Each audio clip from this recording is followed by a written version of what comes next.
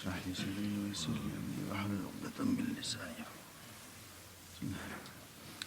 الحمد لله وكفى وسلام على عباده الذين اصطفى اما بعد. اعوذ بالله من الشیطان الرجیم. بسم اللہ الرحمن الرحیم. والفجر وليال عشر والشفع والوتر صدق اللہ العظیم.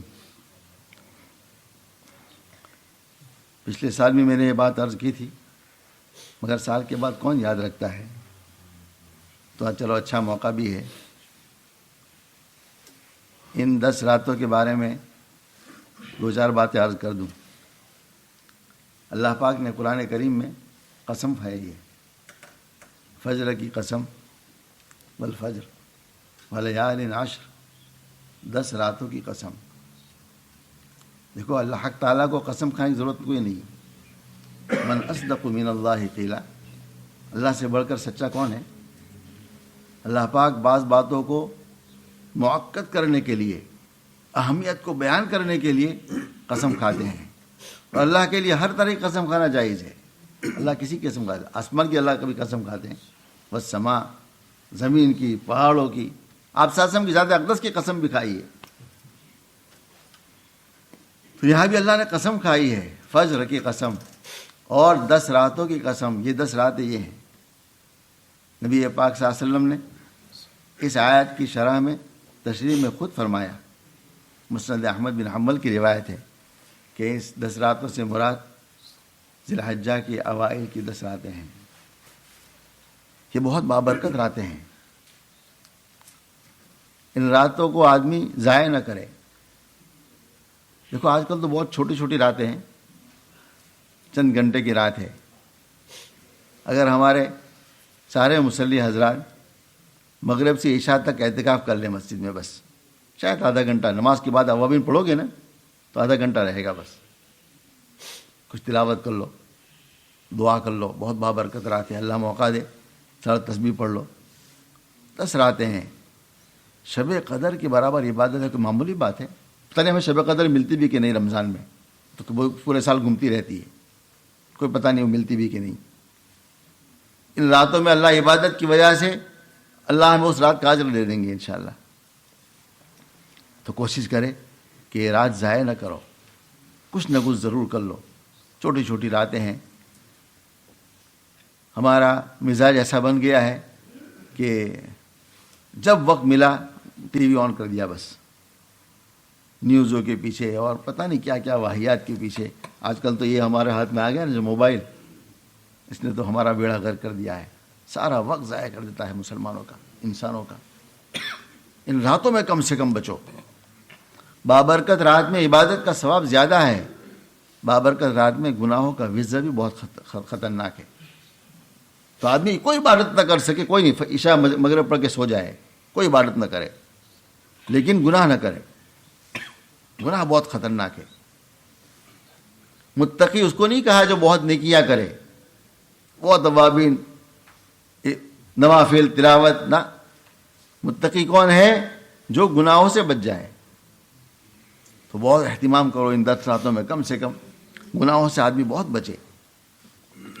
اللہ توفیق دے تو روزے بھی رکھو. 1 دن کا روزہ 1 سال کے برابر ہے. یہ عرفات تک 9 دن، 1 دن کا روزہ. اور عرفات کا روزہ تو 2 سال کے گناہوں معاف کر دیتا ہے، 2 سال کے. اور ایک روایت میں 1000 دن کے برابر ہے ایک روزہ، عرفات کا روزہ 9 کا. تو اللہ کا توفیق دے تو روزہ بھی رکھ لے. دیکھو ہماری شریعت کتنی کامل ہے کہ اس روزے کے فضائل بھی بیان فرمائے. اور اما جان فرماتی ہے حضرت عائشہ رضی اللہ عنہا، اور بہت تاکید کے ساتھ، قد کے سیغے کے ساتھ، قد تاکید کے لیے آتا ہے کہ میں نے آپ صلی اللہ علیہ وسلم کو ان 10 دنوں میں کبھی روزہ رکھتے نہیں دیکھا. اور حضور صلی اللہ علیہ وسلم ترغیب دے رہے ہیں روزے کی، روزہ رکھو 1 سال کا اجر. تو علماء لکھتے ہیں کہ حضرت عائشہ رضی اللہ تعالی عنہا اپنے دیکھنے کا انکار کر رہی ہے. میں نے نہیں دیکھا کہ آپ نے روزہ رکھا ہو. لیکن اور صحابہ نے دیکھا، بیان کیا، آپ نے روزہ رکھا. پھر یہ ہے کہ آپ روایت دونوں صحیح ہے، کوئی روایت جھوٹی نہیں. حضرت عائشہ جھوٹ نہیں بول رہی ہے رضی اللہ تعالیٰ عنہ، وہ سچ فرما رہی ہے. آپ صلی اللہ علیہ وسلم نے سفر میں روزہ نہیں رکھا، حضر میں روزہ رکھا. میں نے کبھی سفر میں آپ کو روزہ رکھتے نہیں دیکھا. آپ کا سفر ہوا نا حج کا، تو حضرت عائشہ بھی ساتھ رضی اللہ تعالیٰ عنہ ساتھ تھی، اس میں آپ نے روزہ نہیں رکھا ہے. سفر میں روزہ ایسے بھی مناسب نہیں.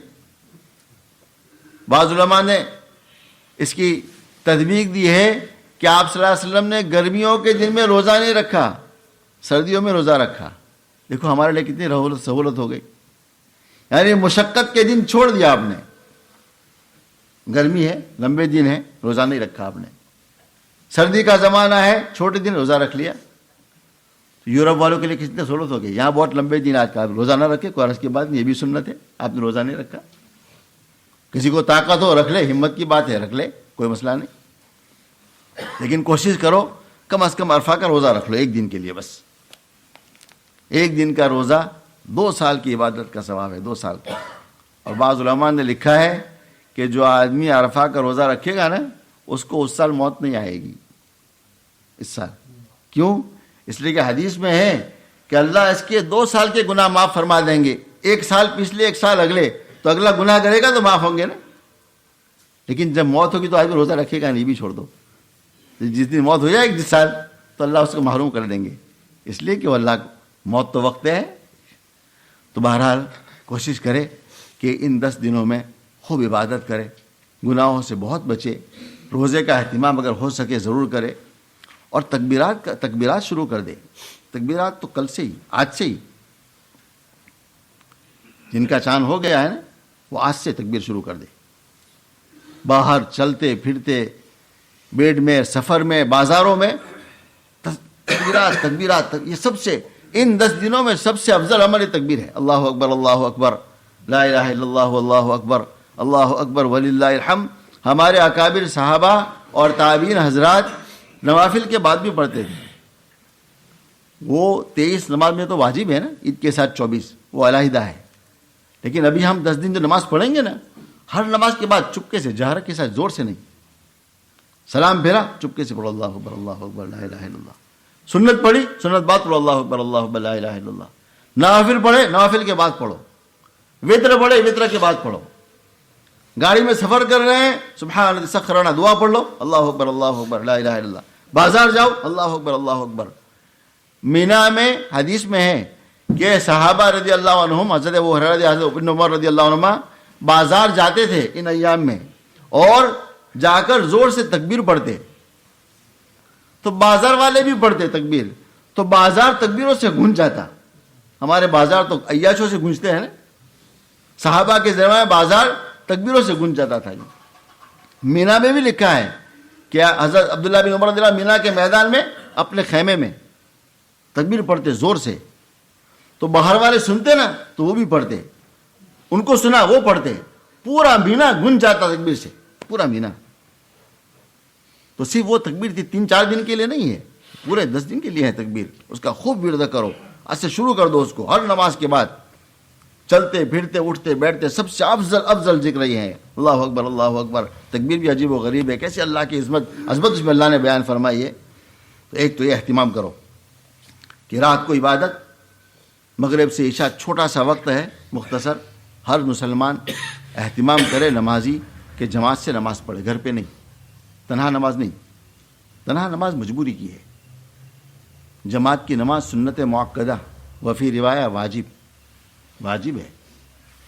اور فقہا لکھتے ہیں بلا عذر جان بوجھ کر جماعت کی نماز چھوڑنے والا فاسق ہے. بیماروں کے لیے کوئی حرج نہیں، معذور ہے، بیمار ہے، کوئی مسئلہ نہیں. جو آدمی طاقتور ہے، ہمت ہے، کوئی عذر نہیں ہے، مسجد میں آ سکتا ہے، وہ گھر پہ نماز نہ پڑھے. کبھی ٹھیک ہے کوئی مجبوری ہو کے پڑھ لی. تو یہ ان راتوں میں تو بالکل گھر پہ نماز نہ پڑھو، مسجد میں مغرب عشاء جماعت کے ساتھ، اور اعتکاف کر لو، تھوڑا سا تلاوت دعا کر لو. بہت بابرکت رات ہے، شب قدر کا اجر. اور اس دن میں ایک پہلی حدیث میں نے بیان ایک سنائی ایک مرتبہ کہ آپ نے ارشاد فرمایا صلی اللہ علیہ وسلم، بہت صحیح روایت ہے، اتنی صحیح روایت ہے. ابو حنیفہ رضی اللہ عنہ روایت فرماتے ہیں ان مہران، میرے استاد حضرت مہران اور ابن عمر، صرف 2 واسطے بس.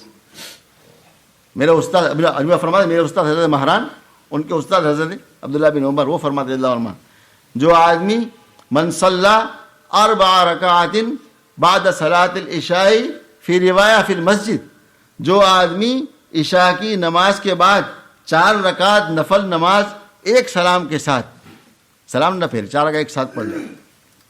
اور ایک روایت میں ہے قبل ان یخرج من المسجد، مسجد سے نکلنے سے پہلے مسجد میں پڑھے، گویا اس نے شب قدر میں عبادت کر لی، شب قدر میں 4 رکعت پڑھ لی.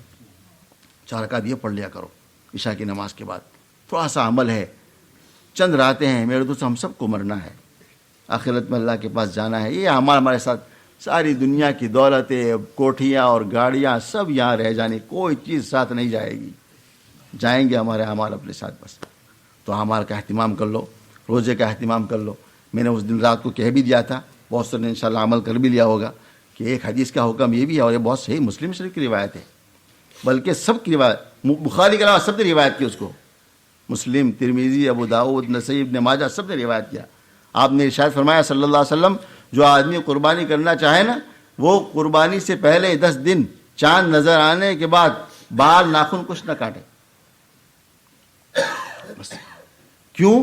علماء فرماتے ہیں اللہ پاک یہ چاہ رہے ہیں کہ میں نے اپنے ان بندوں کو جن کو میں نے بیت اللہ بلا لیا حج کے لیے، ان پر کچھ چیزیں ممنوع کر دی ہے.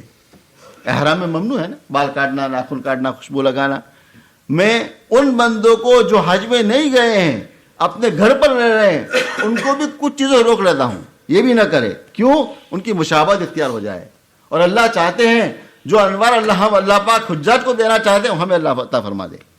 تو اس کا بھی اہتمام کر لے. مستحب عمل ہے، ہمارے وہاں مستحب، یاد رکھنا، ہمارے وہاں امام احمد کے وہاں تو گناہ ہے بال کاٹنا ان 10 دنوں میں. بہت بڑی امام ہے، معمولی بات نہیں ہے، چونکہ حدیث کا حکم ہے. لیکن احناف کے الحمدللہ بہت آسانی ہے کہ کراہت تنزیہ ہے اور عدل کے خلاف ہے، نہ کاٹے تبھی کو گناہ نہیں ہے الحمدللہ. لیکن بہتر ہے کہ اہتمام کرو ان 10 دنوں بعد بال ناخن کچھ نہ کاٹے. اللہ تعالیٰ مجھے، اور قربانی ضرور کرو. قربانی ہمارے وہاں واجب ہے، اور ایسا بھی نہیں ہمارے ایک طبقہ یہ سمجھتا ہے کہ پورے گھر میں سے ایک قربانی بس، ایسا نہیں ہے. اگر بیوی مالدار ہے، بیوی کے پاس سونا ہے نا، بیوی مالدار ہے، بیوی اپنی قربانی کرے گی. بالغ بچوں کے پاس مال ہے، وہ اپنی قربانی کریں گے. مرد کے وہاں سے اپنی قربانی کرے، ہر ایک پر قربانی واجب ہے. احناف کے وہاں یہ مسئلہ ہے، اور ائمہ کے وہاں ہے کہ گھر میں ایک افراد کر لے سب کی طرف سے ہو جائے گی. احناف کے وہاں نہیں ہے، ہر مالدار پر قربانی واجب ہے. کیا ارشاد فرمایا؟